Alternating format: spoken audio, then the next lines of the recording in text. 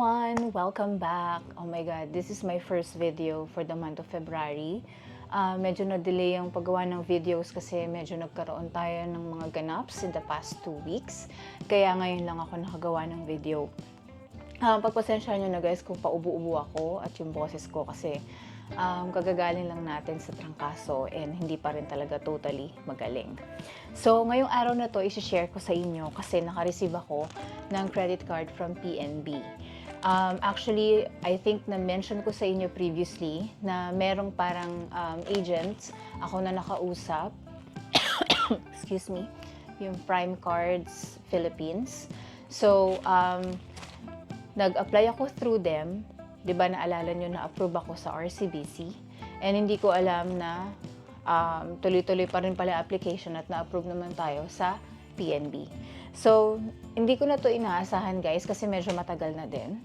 Na-receive ako ng SMS galing sa PNB nung Miyerkules lang.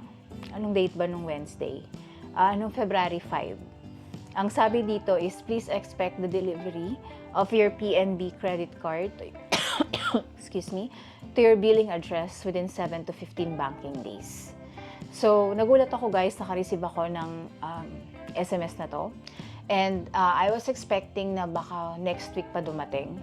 Pero kinabukasan guys, actually one day after, kahapon, Friday, Wednesday ako naka-receive ng SMS, Friday dumating na yung card. Eto na siya. So, hindi ko pa alam guys kung anong klaseng card to. And I'm really hoping na yung Zelo to. Sorry. I'm really hoping na Zelo to para no annual fee for life.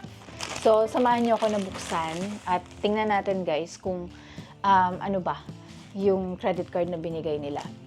Yung kanilang courier is to go. Not sure, I think before iba to, pero to go na siya ngayon. And sealed naman guys, pagdating ng card, may pinapirmahan sa akin and kinailangan yung ID ko.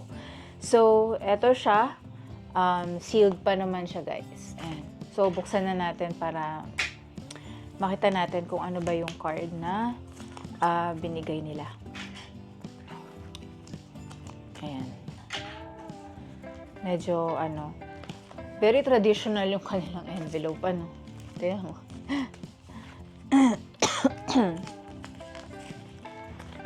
So, just give me a sec. Napunit. Napunit na siya. Napunit na siya. Anyway, so nabukas ko na guys. Eto na. Na-excite ako. Sana Zelo talaga. Ang daming paperwork. Ito napakakapal. Kaya pala ang kapal ng envelope kasi andito yung mga terms and conditions ng PNB credit cards. So, medyo makapal siya. Tsaka ang glossy ng paper. And then, this is it. Ay, taray.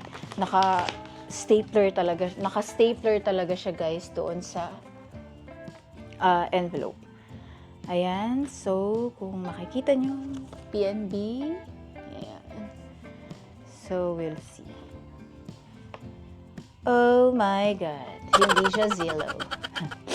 Okay. Ay, grabe.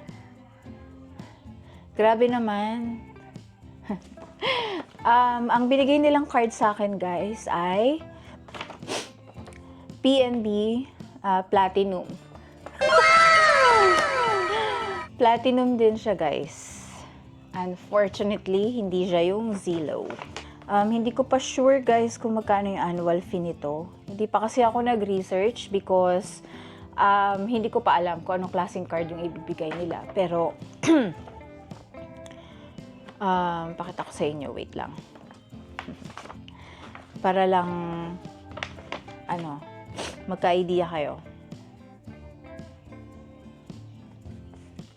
Ayan. Ito yung card na binigay nila sa akin, guys. So, ang ganda niya. Ang ganda ng itsura niya. So, PNB Platinum Mastercard. So, ang credit limit, 6 digits. Alam niyo naman, di ba, mga platinum, mga higher tier na card, talagang more than 100,000 lagi ang pinamimigay na credit limit niyan. So, ang aking statement date ay every 11th of the month ng card na to. And ang payment due date ay 22 days after the statement date. I-reveal ko ba yung credit limit? Basta 6 digits siya, guys, more than 500k. Medyo malaki yung pa-credit limit nila. Okay? Tapos, I can cash advance 30% of my credit limit. 30% daw yung pwede kong makash advance. Ayun. So, i-research ko pa, guys, kung ano yung magkano yung annual fee ng card na yan, at ano ba yung mga perks or benefits na pwede kong i-enjoy if ever na i-activate ko siya.